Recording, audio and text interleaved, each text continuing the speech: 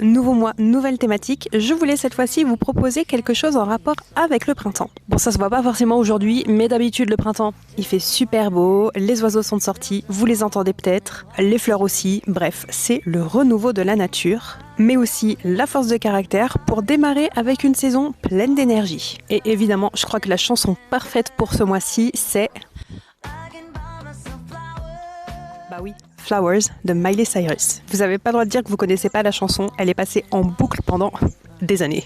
Dans cette chanson-là, la chanteuse reprend les rênes de sa propre vie après une rupture très douloureuse.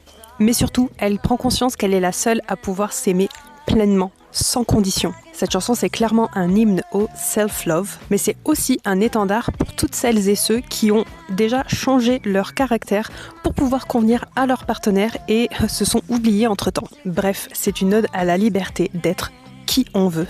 Avec cette thématique-là donc, je voulais vous proposer une petite sélection de livres qui, ok, encore une fois, met la femme à l'honneur et au centre de l'histoire, mais cette fois-ci c'est surtout l'émancipation et la résilience du personnage qui vont être au cœur du texte. Et évidemment, petit bonus, j'ai essayé de rester dans une thématique un petit peu printanière où on a une relation avec la nature qui importe.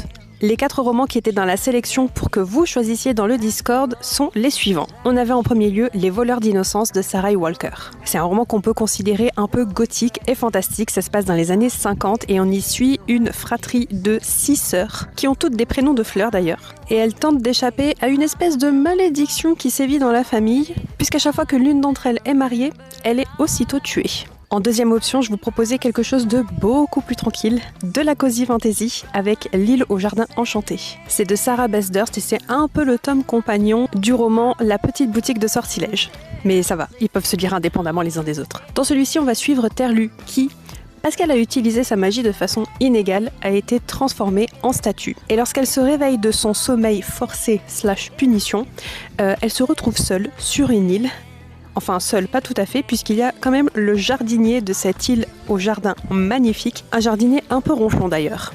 Troisième proposition, Circé de Madeline Miller. Là on part sur de la réécriture de mythologie grecque et on va donc réexplorer le mythe de Circé qui est une sorcière. Elle est l'une des filles du dieu du soleil, mais elle n'a pas hérité des dons de ses parents. Elle est douée pour la sorcellerie et tout ce qui est poison. À cause de ça, elle est condamnée à l'exil, mais ça reste une vie qui lui plaît quand même beaucoup, d'autant plus qu'elle reste très indépendante. Et finalement, ça ne plaît pas du tout au dieu de l'Olympe.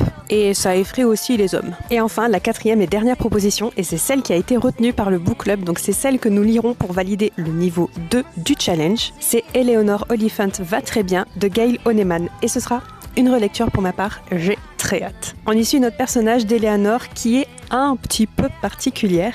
Faut dire qu'elle aime vivre une vie très millimétrée jusqu'au jour où elle tombe follement amoureuse du chanteur d'un groupe de rock qu'elle voit dans un bar. Et à partir de là, elle va se lancer dans une transformation et évidemment on va la suivre dans toutes ses péripéties et il se peut bien qu'elle découvre que la vie n'est pas de tout repos. Mais surtout qu'elle apprenne énormément de choses sur elle-même. Et vous comptez lire quoi pour ce mois-ci ?